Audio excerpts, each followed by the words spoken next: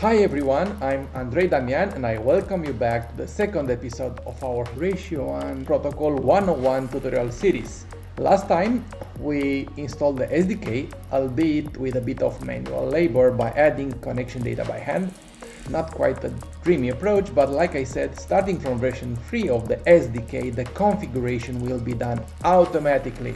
We'll explain more on that in a future episode. In this episode, we are going to write the code for the most basic network interaction possible, basic connecting and passively checking online nodes. We'll put everything in a simple class so that in the next episode we can add a bit of more complexity and grow step by step. But enough chit chat, let's write a simple borderline naive message handler class and connect its methods as callbacks to the SDK session object with a bit of Ratio1 protocol SDK boilerplate code. Then we run the code and then we will discuss about what we obtain.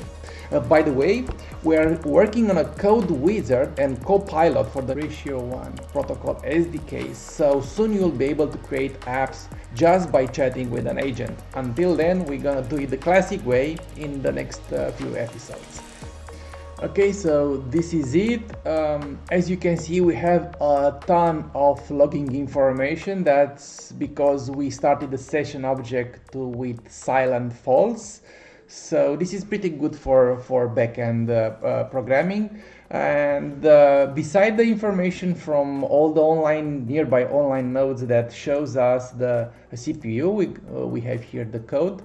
Yeah, so we extract from each individual heartbeat the CPU information and we display it. We also have this piece of code, this piece of information here that shows all the nearby online nodes. And as you can see, it's extremely similar. Actually, it's identical in terms of information with the nepctl, nepctl get nodes command that we've seen last time.